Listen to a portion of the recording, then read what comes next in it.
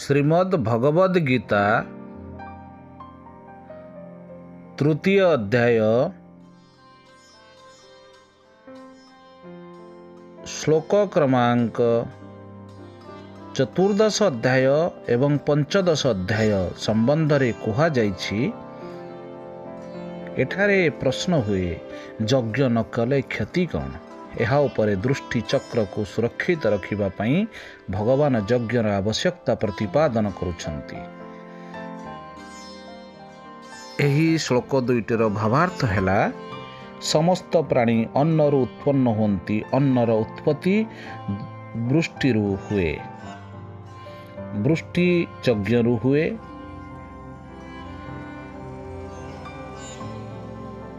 ଏବଂ ଯଜ୍ଞ ବିହିତ କର୍ମରୁ ଉତ୍ପନ୍ନ ହୁଏ। କର୍ମ ସମୁଦାୟ ବେଦରୁ ଉତ୍ପନ୍ନ ହୁଏ ଏବଂ ବେଦ ଅବିନାଶୀ ପରମାତ୍ମାଙ୍କ ଠାରୁ ଉତ୍ପନ୍ନ ହୁଅନ୍ତି ବୋଲି ଜାଣ। ତେଣୁ ସିଦ୍ଧ ହେଲା ଯେ ସର୍ବବ୍ୟାପୀ ପରମ ଅକ୍ଷର ପରମାତ୍ମା ସଦାସର୍ବଦା ଯଜ୍ଞରେ ପ୍ରତିଷ୍ଠିତ। ଏଠାରେ ପ୍ରାରମ୍ଭିକ ପ୍ରଶ୍ନ ଆସୁଛି, ଅନ୍ନ ଶବ୍ଦର ଅର୍ଥ କ'ଣ ଏବଂ ସମସ୍ତ ପ୍ରାଣୀ ଅନ୍ନରୁ ଉତ୍ପନ୍ନ ହୁଅନ୍ତି କହିବାର ଭାବ କ'ଣ? ଏହି ପ୍ରଶ୍ନର ଉତ୍ତର ହେଲା, ଅନ୍ନ ଶବ୍ଦ ବ୍ୟାପକ ଅର୍ଥରେ କୁହାଯାଇଛି। ସେଥିପାଇଁ ଏହାର ଅର୍ଥ ଗହମ, ଚଣା, ଚାଉଳ ବା ଶସ୍ୟ ମାତ୍ର ନୁହେଁ। ଯେଉଁ ଭିନ୍ନ ଭିନ୍ନ ଆହାର ଯୋଗ୍ୟ ସ୍ଥୂଳ ବା ସୂକ୍ଷ୍ମ ପଦାର୍ଥ ଦ୍ୱାରା ଭିନ୍ନ ଭିନ୍ନ ପ୍ରାଣୀଙ୍କର ଶରୀର ଆଦି ପୁଷ୍ଟ ହୁଏ, ଏଠାରେ ଅନ୍ନ ହେଉଛି ସେହି ସମସ୍ତ ଖାଦ୍ୟ ପଦାର୍ଥର ବାଚକ। ଏଣୁ ସମସ୍ତ ପ୍ରାଣୀ ଅନ୍ନରୁ ଉତ୍ପନ୍ନ ହୁଅନ୍ତି। ଏହି ବାକ୍ୟର ଭାବ ଏହି ଯେ ଖାଦ୍ୟ ପଦାର୍ଥ ଦ୍ୱାରା ସମସ୍ତ ପ୍ରାଣୀଙ୍କ ଶରୀରରେ ରଜ ଓ ବୀର୍ଯ୍ୟ ନିର୍ମିତ ହୁଏ। ସେହି ରଜ ବୀର୍ଯ୍ୟର ସଂଯୋଗରେ ଭିନ୍ନ ଭିନ୍ନ ପ୍ରାଣୀଙ୍କର ଉତ୍ପତ୍ତି ହୁଏ ତଥା ଉତ୍ପତ୍ତି ପରେ ସେମାନଙ୍କର ପୋଷଣ ମଧ୍ୟ ଖାଦ୍ୟ ପଦାର୍ଥ ଦ୍ୱାରା ହୁଏ। ତେଣୁ ଅନ୍ନ ହିଁ ସମସ୍ତ ପ୍ରାଣୀଙ୍କର ଉତ୍ପତ୍ତି, ବୁଦ୍ଧି ଓ ପୋଷଣର ହେତୁ। ଶ୍ରୁତିରେ ମଧ୍ୟ କୁହାଯାଇଛି, ଅନ୍ନାଦ୍ୟବ ଖଲ୍ୟୁମାନି ଭୂତାନି ଜାୟନ୍ତେ ଅନ୍ନେନ ଜାତାନି ଜୀବନ୍ତି। ଅର୍ଥାତ୍ ଏହିସବୁ ପ୍ରାଣୀ ଅନ୍ନରୁ ଉତ୍ପନ୍ନ ହୁଅନ୍ତି ଏବଂ ଉତ୍ପନ୍ନ ହୋଇ ଅନ୍ନ ଦ୍ୱାରା ଜୀବନ ଧାରଣ କରନ୍ତି। ଏଠାରେ ଅନେକ ପ୍ରଶ୍ନ ଆସୁଛି, ଅନ୍ନର ଉତ୍ପତ୍ତି ବୃଷ୍ଟି ଦ୍ୱାରା ହୁଏ ବୋଲି କହିବାର ଅର୍ଥ କ'ଣ? ଏହାର ଉତ୍ତର ହେଲା, ଏହାଦ୍ୱାରା ଦେଖା ଦିଆଯାଇଛି ଯେ ସଂସାରରେ ସ୍ଥୂଳ ଓ ସୂକ୍ଷ୍ମ ଯେତେ ପ୍ରକାର ଖାଦ୍ୟ ପଦାର୍ଥ ଅଛି, ସେହି ସମସ୍ତର ଉତ୍ପତ୍ତିରେ ଜଳ ହିଁ ପ୍ରଧାନ କାରଣ ସ୍ଥୂଳ ବା ସୂକ୍ଷ୍ମ ରୂପରେ ଜଳ ସମ୍ବନ୍ଧ ସବୁ ସ୍ଥାନରେ ରହେ ଏବଂ ଜଳର ଆଧାର ବୃଷ୍ଟି। ଏଠାରେ ଅନେକ ପ୍ରଶ୍ନ ଆସୁଛି, ବୃଷ୍ଟି ଯଜ୍ଞରୁ ହୁଏ ବୋଲି କହିବାର ଅର୍ଥ କ'ଣ? ଏହାର ଉତ୍ତର ହେଲା, ସୃଷ୍ଟିରେ ଯେତେ ଜୀବ ଅଛନ୍ତି ସେମାନଙ୍କ ମଧ୍ୟରୁ ମନୁଷ୍ୟ ଉପରେ ହିଁ ସମସ୍ତଙ୍କର ଭରଣ ପୋଷଣ ଏବଂ ସଂରକ୍ଷଣ ଦାୟିତ୍ୱ ନ୍ୟସ୍ତ। ମନୁଷ୍ୟ ନିଜର ଏହି ଦାୟିତ୍ୱକୁ ବୁଝି ମନ, ବଚନ ଓ ଶରୀର ଦ୍ୱାରା ସମସ୍ତ ଜୀବଙ୍କର ଜୀବନ ଧାରଣା ଆଦି ମଙ୍ଗଳ ପାଇଁ କାର୍ଯ୍ୟ କରେ। ସେହି କ୍ରିୟାମାନଙ୍କ ଦ୍ୱାରା ସମ୍ପାଦିତ ହେଉଥିବା ସତ୍କର୍ମକୁ ଯଜ୍ଞ କହନ୍ତି। ଏହି ଯଜ୍ଞର ହବନ, ଦାନ, ତପ ଏବଂ ଜୀବିକା ଆଦି ସମସ୍ତ କର୍ତ୍ତବ୍ୟ କର୍ମର ସମାବେଶ ହୋଇଯାଏ। ଯଦ୍ୟପି ଏଥିରେ ହୋମର ପ୍ରାଧାନ୍ୟ ଥିବାରୁ ଶାସ୍ତ୍ରରେ କୁହାଯାଇଛି ଯେ ଅଗ୍ନିରେ ଆହୁତି ଦେବା ପରେ ବୃଷ୍ଟି ହୁଏ ଏବଂ ସେହି ବୃଷ୍ଟି ଦ୍ୱାରା ଅନ୍ନ ଉତ୍ପନ୍ନ ହେବା ଫଳରେ ପ୍ରଜାମାନଙ୍କର ଉତ୍ପତ୍ତି ହୁଏ। ତଥାପି ଯଜ୍ଞ ଶବ୍ଦରେ ଏଠାରେ କେବଳ ହୋମ କଥା ହିଁ କୁହାଯାଇ ନାହିଁ। ଲୋକଙ୍କର ମଙ୍ଗଳ ପାଇଁ କରାଯାଉଥିବା ସମସ୍ତ ସତ୍କର୍ମର ନାମ ହିଁ ଯଜ୍ଞ। ବୃଷ୍ଟି ଯଜ୍ଞରୁ ହୁଏ। ଏହି ବାକ୍ୟକୁ ବୁଝିବାକୁ ହେବ ଯେ ମନୁଷ୍ୟମାନଙ୍କ ଦ୍ୱାରା କରାଯାଉଥିବା କର୍ତ୍ତବ୍ୟ ପାଳନ ରୂପକ ଯଜ୍ଞ ଦ୍ୱାରା ବୃଷ୍ଟି ହୁଏ। ଆମେ କହୁ, ଅମୁକ ଦେଶର ଯଜ୍ଞ ହେଉନାହିଁ, ପୁଣି ବର୍ଷା କିପରି ହେଉଛି? ଏହାର ଉତ୍ତର ଏହି ଯେ ସେଠାରେ ମଧ୍ୟ କୌଣସି ନା କୌଣସି ରୂପରେ ଲୋକ ମଙ୍ଗଳ ପାଇଁ ସତ୍କର୍ମ କରାଯାଉଛି। ଏହା ଛଡ଼ା ଆଉ ଗୋଟିଏ କଥା ମଧ୍ୟ ଅଛି ଯେ ସୃଷ୍ଟିର ଆରମ୍ଭରୁ ଯଜ୍ଞ ହୋଇ ଆସୁଛି। ସେହି ଯଜ୍ଞର ଫଳସ୍ୱରୂପ ସେଠାରେ ବୃଷ୍ଟି ହୁଏ ଏବଂ ଯେପର୍ଯ୍ୟନ୍ତ ପୂର୍ବାର୍ଜିତ ଯଜ୍ଞ ଫଳ ସମୂହ ସଞ୍ଚିତ ରହିବ, ସେ ଫଳର ସମାପ୍ତି ହେବ ନାହିଁ। ଯେପର୍ଯ୍ୟନ୍ତ ବୃଷ୍ଟି ହେଉଥିବ କିନ୍ତୁ ମନୁଷ୍ୟ ଯଦି ଯଜ୍ଞ କରିବା ବନ୍ଦ କରିଦେବ, ତେବେ ସେହି ସଞ୍ଚିତ ଯଜ୍ଞ ଫଳ ଧୀରେ ଧୀରେ ସମାପ୍ତ ହୋଇଯିବ ଏବଂ ତାପରେ ଆଉ ବୃଷ୍ଟି ହେବ ନାହିଁ ଓ ତା ଫଳରେ ସୃଷ୍ଟିର ଜୀବମାନଙ୍କର ଶରୀର ଧାରଣା ଏବଂ ଭରଣ ପୋଷଣ କଠିନ ହୋଇଯିବ। ତେଣୁ ମନୁଷ୍ୟ କର୍ତ୍ତବ୍ୟ ପାଳନ ରୂପକ ଯଜ୍ଞ ଆବଶ୍ୟକ କରିବା ଉଚିତ। ଏଠାରେ ଆଉ ଏକ ପ୍ରଶ୍ନ, ଯଜ୍ଞ ବିହିତ କର୍ମରୁ ଉତ୍ପନ୍ନ ହୁଏ, ଏହି ବକ୍ତବ୍ୟର ଭାବ କ'ଣ? ଏହାର ଉତ୍ତର ହେଲା, ଏହାଦ୍ୱାରା କୁହାଯାଇଛି ଯେ ଭିନ୍ନ ଭିନ୍ନ ମନୁଷ୍ୟଙ୍କ ପାଇଁ ସେମାନଙ୍କ ବର୍ଣ୍ଣ, ଆଶ୍ରମ, ସ୍ୱଭାବ ଓ ପରିସ୍ଥିତି ଭେଦରେ ଯେଉଁ ଭିନ୍ନ ଭିନ୍ନ ପ୍ରକାର ଯଜ୍ଞ ଶାସ୍ତ୍ରରେ ନିର୍ଦ୍ଦେଶିତ କରାଯାଇଛି, ତାହା ମନ, ଇନ୍ଦ୍ରିୟ ବା ଶରୀରର କ୍ରିୟା ଦ୍ୱାରା ସମ୍ପାଦିତ ହୁଏ। ଶାସ୍ତ୍ର ବିହିତ କ୍ରିୟା ବ୍ୟତୀତ କୌଣସି ଯଜ୍ଞ ସିଦ୍ଧ ହୋଇପାରେ ନାହିଁ। 4th ଅଧ୍ୟାୟର 24 ଶ୍ଲୋକରେ ଏହି ଭାବକୁ ସ୍ପଷ୍ଟ କରିଦିଆଯାଇଛି। ପ୍ରଶ୍ନ, ବ୍ରହ୍ମୋଦ୍ଭବମ୍ ପଦରେ ବ୍ରହ୍ମ ଶବ୍ଦର ଅର୍ଥ କ'ଣ ଏବଂ କର୍ମ ଏହାଠାରୁ ଉତ୍ପନ୍ନ ହୁଏ ବୋଲି କହିବାର ଭାବ କ'ଣ? ଏହାର ଉତ୍ତର ହେଲା, ଗୀତାରେ ବ୍ରହ୍ମ ଶବ୍ଦ ପ୍ରକରଣ ଅନୁସାରେ ପରମାତ୍ମା, ପ୍ରକୃତି, ବ୍ରହ୍ମା, ବେଦ ଏପରି ଭିନ୍ନ ଅର୍ଥରେ ପ୍ରଯୁଜ୍ୟ ହୋଇଛି। ଏଠାରେ କର୍ମ ଉତ୍ପତ୍ତିର ପ୍ରକରଣ ଚାଲିଛି ଏବଂ ବେଦ ବା ବେଦାନୁକୂଳ ଶାସ୍ତ୍ର ଦ୍ୱାରା ହିଁ ମନୁଷ୍ୟର ବିହିତ କର୍ମ ବିଷୟକ ଜ୍ଞାନ ହୁଏ। ତେଣୁ ଏଠାରେ ବ୍ରହ୍ମ ଶବ୍ଦର ଅର୍ଥ ବେଦ ବୋଲି ବୁଝିବା ଉଚିତ। ଏହା ବ୍ୟତୀତ ଏହି ବ୍ରହ୍ମକୁ ଅକ୍ଷରରୁ ଉତ୍ପନ୍ନ ବୋଲି କୁହାଯାଇଛି। ତେଣୁ ମଧ୍ୟ ବ୍ରହ୍ମର ଅର୍ଥ ବେଦ ବୋଲି ସ୍ୱୀକାର କରିବା ଠିକ୍, କାରଣ ପରମାତ୍ମା ସ୍ୱୟଂ ଅକ୍ଷର ଏବଂ ପ୍ରକୃତି ଅନାଦି। ଏଣୁ ସେମାନଙ୍କୁ ଅକ୍ଷରରୁ ଉତ୍ପନ୍ନ ବୋଲି କହିବା ସଙ୍ଗତ ହେବ ନାହିଁ ଏବଂ ବ୍ରହ୍ମା ତଥା ବ୍ରାହ୍ମଣର ପ୍ରକରଣ ଏଠାରେ ନାହିଁ। କର୍ମ ବେଦରୁ ଉତ୍ପନ୍ନ ବୋଲି କହି ଏଠାରେ ଦେଖା ଦିଆଯାଇଛି ଯେ ଯେଉଁ ମନୁଷ୍ୟଙ୍କର କେଉଁ କେଉଁ କର୍ମ କିପରି ଭାବେ କରିବା କର୍ତ୍ତବ୍ୟ, ତାହା ବେଦ ଓ ଶାସ୍ତ୍ର ବୁଝିବା ଯେଉଁ ବିଧିବଦ୍ଧ କ୍ରିୟା କରାଯାଏ, ସେଥିରେ ଯଜ୍ଞ ସମ୍ପାଦିତ ହୁଏ ଏବଂ ଏହି କ୍ରିୟା ବେଦରୁ ବା ବେଦାନୁକୂଳ ଶାସ୍ତ୍ରରୁ ଜଣାଯାଏ। ଏଣୁ ଯଜ୍ଞ ସମ୍ପାଦନ ନିମନ୍ତେ ପ୍ରତ୍ୟେକ ମନୁଷ୍ୟର କର୍ତ୍ତବ୍ୟ ଜ୍ଞାନ ରହିବା ଆବଶ୍ୟକ। ପ୍ରଶ୍ନ, ବେଦକୁ ଅକ୍ଷରରୁ ଉତ୍ପନ୍ନ ବୋଲି କହିବାର ଅଭିପ୍ରାୟ କ'ଣ? କାରଣ ବେଦକୁ ଅନାଦି ବୋଲି ସ୍ୱୀକାର କରାଯାଇଛି। ଏହାର ଉତ୍ତର ହେଲା, ପରମବ୍ରହ୍ମ ପରମେଶ୍ୱର ନିତ୍ୟ, ତେଣୁ ତାଙ୍କର ବିଧାନ ରୂପୀ ବେଦ ମଧ୍ୟ ଯେ ନିତ୍ୟ, ସେଥିରେ କୌଣସି ସନ୍ଦେହ ନାହିଁ। ଏଣୁ ଏଠାରେ ବେଦକୁ ପରମେଶ୍ୱରଙ୍କ ଠାରୁ ଉତ୍ପନ୍ନ ବୋଲି କହିବାର ଅଭିପ୍ରାୟ ଏହା ନୁହେଁ ଯେ ବେଦ ପ୍ରଥମେ ନଥିଲା ପରେ ଉତ୍ପନ୍ନ ହୋଇଛି। କହିବାର ଅଭିପ୍ରାୟ ଏହି ଯେ ସୃଷ୍ଟିର ଆଦି କାଳରୁ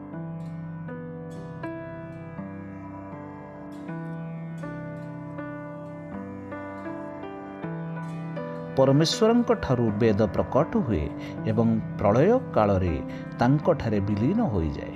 ବେଦ ଔପରୁଷେୟ ଅର୍ଥାତ୍ ଏହା କୌଣସି ପୁରୁଷଙ୍କ ଦ୍ୱାରା ରଚିତ ଶାସ୍ତ୍ର ନୁହେଁ।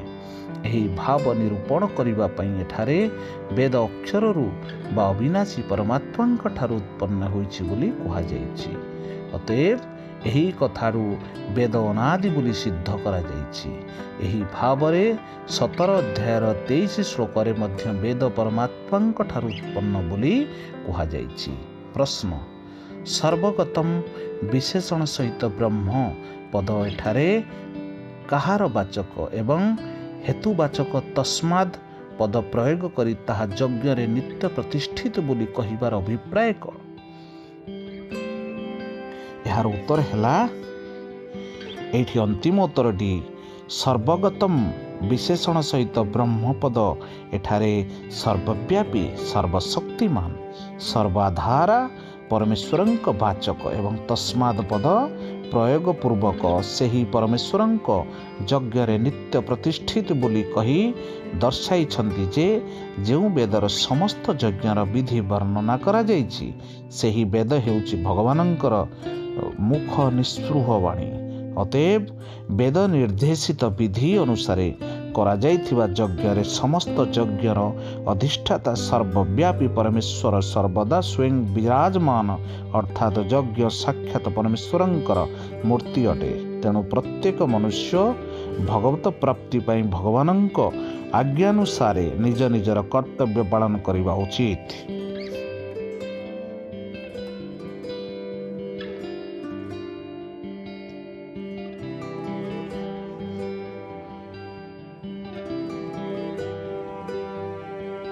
ଷୋଳତମ ଶ୍ଲୋକ ସମ୍ବନ୍ଧରେ କୁହାଯାଇଛି, ଏହିପରି ସୃଷ୍ଟି ଚକ୍ରର ସ୍ଥିତି ଯଜ୍ଞ ଉପରେ ନିର୍ଭର କରେ ବୋଲି ବୁଝାଇ ପରମାତ୍ମା ଯଜ୍ଞରେ ପ୍ରତିଷ୍ଠିତ ବୋଲି କହିଲେ। ବର୍ତ୍ତମାନ ସେହି ଯଜ୍ଞ ରୂପୀ ସ୍ୱଧର୍ମ ପାଳନକୁ ଅବଶ୍ୟ କର୍ତ୍ତବ୍ୟ ବୋଲି ସିଦ୍ଧ କରିବାକୁ ସେହି ସୃଷ୍ଟି ଚକ୍ରର ଅନୁକୂଳ ହୋଇ ନ ଚଳୁଥିବା ବା ନିଜର କର୍ତ୍ତବ୍ୟ ପାଳନ କରୁନଥିବା ଲୋକଙ୍କୁ ନିନ୍ଦା କରୁଛନ୍ତି। ହେ ପାର୍ଥ, ଏହି ଶ୍ଲୋକର ଅର୍ଥ ଏମିତି କରାଯାଇଛି, ହେ ପାର୍ଥ, ଯେଉଁ ପୁରୁଷ ଇହଲୋକରେ ଏହି ପ୍ରକାର ପରମ୍ପରାକ୍ରମେ ପ୍ରଚଳିତ ହୋଇ ଆସିଥିବା ସୃଷ୍ଟି ଚକ୍ରର ଅନୁକୂଳ ହୋଇ ଚଳେ ନାହିଁ ଅର୍ଥାତ୍ ନିଜର କର୍ତ୍ତବ୍ୟ ପାଳନ କରେ ନାହିଁ, ଇନ୍ଦ୍ରିୟମାନଙ୍କ ଦ୍ୱାରା ଭୋଗରେ ରମଣ କରୁଥିବା ସେହି ପାପାୟୁ ପୁରୁଷ ବୃଥାରେ ଜୀବନ ଧାରଣ କରେ। ଏଠାରେ ପ୍ରାରମ୍ଭିକ ପ୍ରଶ୍ନ ଏହା ଯେ ଚକ୍ରମ ପଦ କାହାର ବାଚକ ଏବଂ ତାହା ସହିତ ଏବଂ ପ୍ରବର୍ତ୍ତିତମ ବିଶେଷଣ ଦେବାର ଭାବ କ'ଣ ତଥା ତାହାର ଅନୁକୂଳ ହୋଇ ଚଳିବା ଅର୍ଥ କ'ଣ? ଏହାର ଉତ୍ତର ହେଲା 14 ଶ୍ଲୋକରେ ବର୍ଣ୍ଣନା ଅନୁସାରେ ଏଠାରେ ଚକ୍ରମ ପଦଟି ହେଉଛି ସୃଷ୍ଟି ପରମ୍ପରାର ବାଚକ, କାରଣ ମନୁଷ୍ୟମାନଙ୍କ ଦ୍ୱାରା କରାଯାଉଥିବା ଶାସ୍ତ୍ର ବିହିତ କ୍ରିୟା ମାଧ୍ୟମରେ ଯଜ୍ଞ ହୁଏ। ଯଜ୍ଞ ଦ୍ୱାରା ବୃଷ୍ଟି ହୁଏ, ବୃଷ୍ଟି ଦ୍ୱାରା ଅନ୍ନ ହୁଏ, ଅନ୍ନ ଦ୍ୱାରା ପ୍ରାଣୀ ଉତ୍ପନ୍ନ ହୁଅନ୍ତି, ପୁଣି ସେହି ପ୍ରାଣୀମାନଙ୍କର ଅନ୍ତର୍ଗତ ମନୁଷ୍ୟମାନଙ୍କ ଦ୍ୱାରା କରାଯାଉଥିବା କର୍ମ ଦ୍ୱାରା ଯଜ୍ଞ ହୁଏ ଏବଂ ଯଜ୍ଞ ଦ୍ୱାରା ବୃଷ୍ଟି ହୁଏ। ଏପରି ଭାବରେ ଏହି ସୃଷ୍ଟି ପରମ୍ପରା ଚିରକାଳରୁ ଚକ୍ର ପରି ଘୁରି ଚାଲିଛି। ଏହି ଭାବ ଦେଖାଇବା ପାଇଁ ଚକ୍ରମ ପଦ ସହିତ ଏବଂ ପ୍ରବର୍ତ୍ତିତମ ବିଶେଷଣ ଦିଆଯାଇଛି।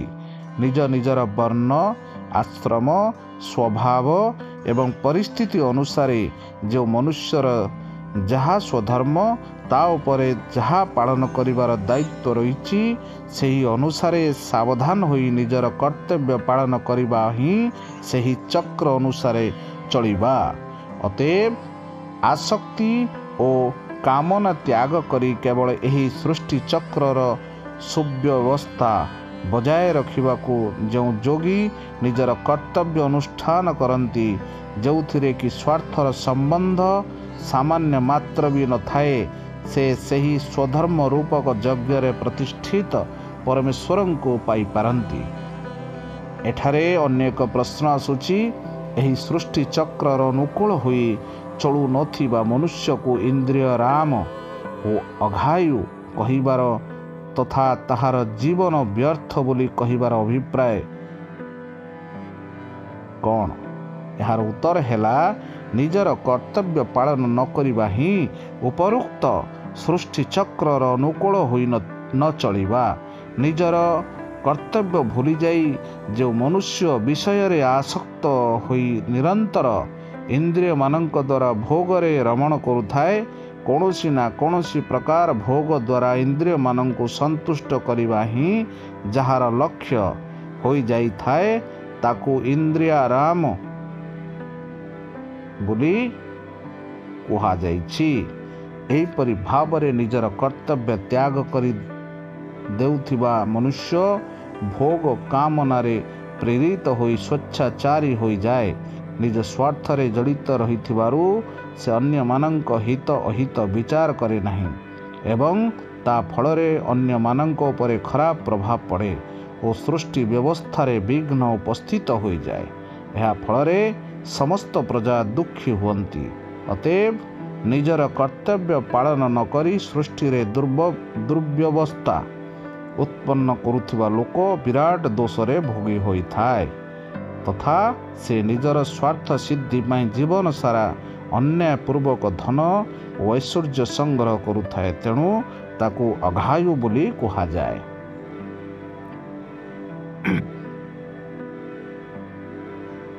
ସେହି ମନୁଷ୍ୟ ଜୀବନର ପ୍ରଧାନ ଲକ୍ଷ୍ୟକୁ ଅର୍ଥାତ୍ ନିଜର କର୍ତ୍ତବ୍ୟ ପାଳନ ଦ୍ୱାରା ସଂସାରରେ ସମସ୍ତ ଜୀବଙ୍କୁ ସୁଖ ପ୍ରଦାନ କରି ପରମ କଲ୍ୟାଣ ରୂପକ ପରମେଶ୍ୱରଙ୍କୁ ପ୍ରାପ୍ତ କରିବା ଯେଉଁ ମହତ୍ ଉଦ୍ଦେଶ୍ୟ ରହିଛି, ସେହି ଉଦ୍ଦେଶ୍ୟରୁ ସର୍ବଥା ବଞ୍ଚିତ ହୋଇ ରହିଥାଏ।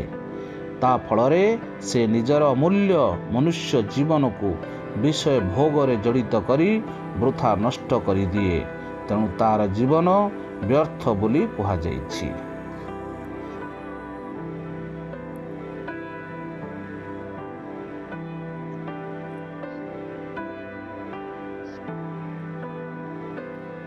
ସତରତମ ଶ୍ଲୋକ ସମ୍ବନ୍ଧରେ କୁହାଯାଇଛି, ଏଠାରେ ପ୍ରଶ୍ନ ହୋଇପାରେ, ଉପର୍ଯ୍ୟୁକ୍ତ ପ୍ରକାରେ ସୃଷ୍ଟିଚକ୍ର ଅନୁସାରେ ଚଳିବାର ଦାୟିତ୍ୱ କେଉଁ ପ୍ରାଣୀର?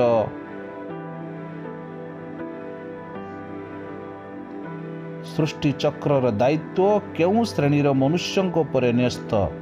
ଉତ୍ତରରେ ପରମାତ୍ମାଙ୍କୁ ପ୍ରାପ୍ତ ସିଦ୍ଧି ମହାପୁରୁଷଙ୍କ ବ୍ୟତୀତ ଏହି ସୃଷ୍ଟି ସହିତ ସମ୍ବନ୍ଧ ରଖିଥିବା ସମସ୍ତ ମନୁଷ୍ୟଙ୍କ ଉପରେ ନିଜ ନିଜର କର୍ତ୍ତବ୍ୟ ପାଳନର ଦାୟିତ୍ୱ ରହିଛି ବୋଲି ଦର୍ଶାଇବାକୁ ପରବର୍ତ୍ତୀ ଦୁଇଟି ଶ୍ଲୋକରେ ଭଗବାନ କାରଣ ଦେଇ କହିଛନ୍ତି ଯେ ଜ୍ଞାନୀ ମହାପୁରୁଷଙ୍କ ନିମିତ୍ତ କୌଣସି କର୍ତ୍ତବ୍ୟ ନାହିଁ।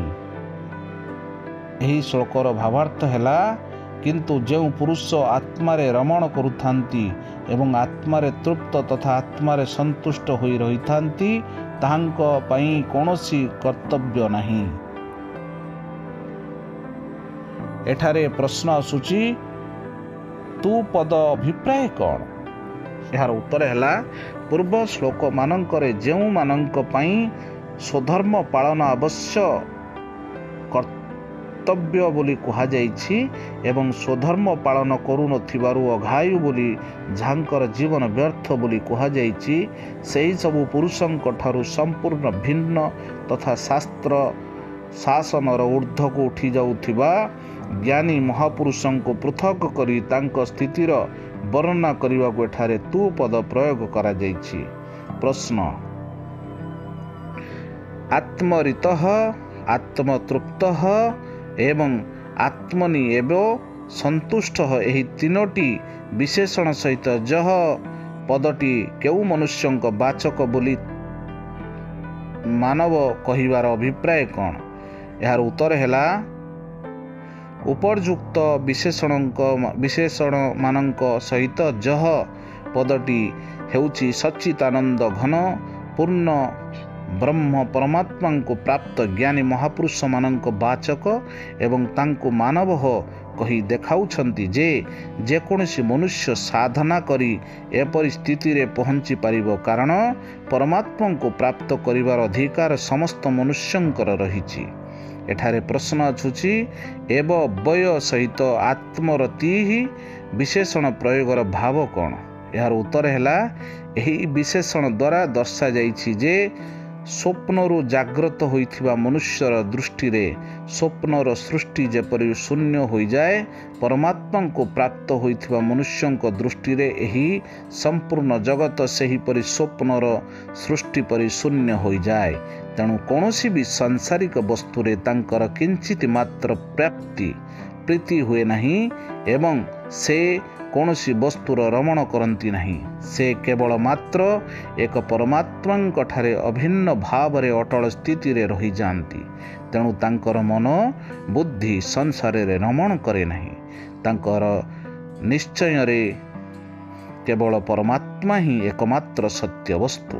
ତେଣୁ ତାଙ୍କ ଦ୍ୱାରା ପରମାତ୍ମାଙ୍କ ଚିନ୍ତନ ସ୍ୱାଭାବିକ ରୂପରେ ହେଉଥାଏ। ଏହା ହିଁ ତାଙ୍କର ଆତ୍ମାର ରମଣ କରିବା। ପ୍ରଶ୍ନ, ଆତ୍ମତୃପ୍ତ ବିଷୟର ଭାବ କ'ଣ?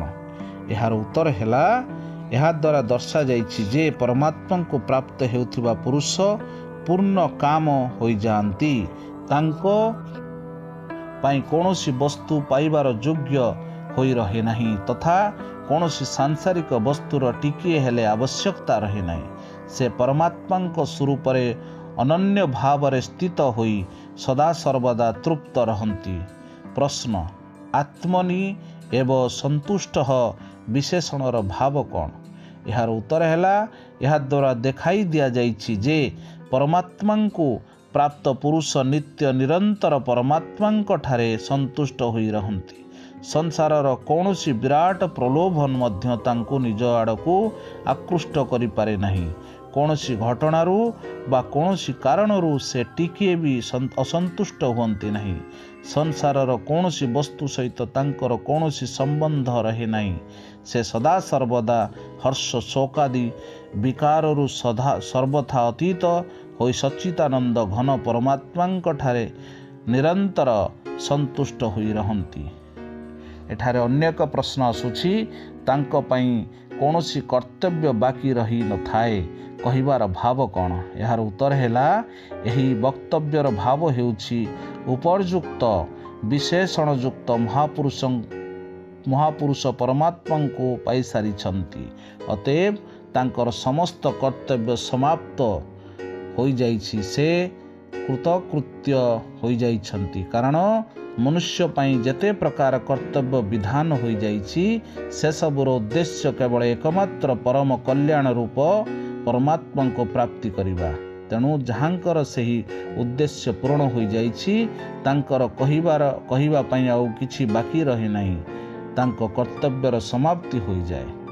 ଏଠାରେ ପ୍ରଶ୍ନ ଆସୁଛି, ତେବେ କ'ଣ ଜ୍ଞାନୀ ପୁରୁଷ କୌଣସି କର୍ମ କରନ୍ତି ନାହିଁ? ଏହାର ଉତ୍ତର ହେଲା, ଜ୍ଞାନୀ ପୁରୁଷଙ୍କ ମନ ଓ ଇନ୍ଦ୍ରିୟମାନଙ୍କ ସହିତ ଶରୀରର କୌଣସି ସମ୍ବନ୍ଧ ରହେ ନାହିଁ। ତେଣୁ ସେ ବାସ୍ତବରେ କିଛି କରନ୍ତି ନାହିଁ। ତଥାପି ଲୋକ ଦୃଷ୍ଟିରୁ ତାଙ୍କର ମନ, ବୁଦ୍ଧି ଓ ଇନ୍ଦ୍ରିୟମାନଙ୍କ ଦ୍ୱାରା ପୂର୍ବ ଅଭ୍ୟାସ ବଶତଃ ପ୍ରାରବ୍ଧ ଅନୁସାରେ ଶାସ୍ତ୍ରାନୁକୂଳ କର୍ମ ହୋଇଥାଏ। ଏପରି କର୍ମ ମମତ୍ୱ, ଅଭିମାନ, ଆସକ୍ତି ଓ କାମନାରୁ ସର୍ବଦା ରହିତ ହୋଇଥିବାରୁ ପରମ ପବିତ୍ର ହୁଏ ଏବଂ ଅନ୍ୟମାନଙ୍କ ପାଇଁ ଆଦର୍ଶ ସ୍ଥାନୀୟ ହୁଏ। ଏହିସବୁ ହେଉଥିଲେ ମଧ୍ୟ ମନ ରହିବା ଉଚିତ ଯେ ଏପରି ପୁରୁଷଙ୍କ ଉପରେ ଶାସ୍ତ୍ରର କୌଣସି ଶାସନ ନାହିଁ।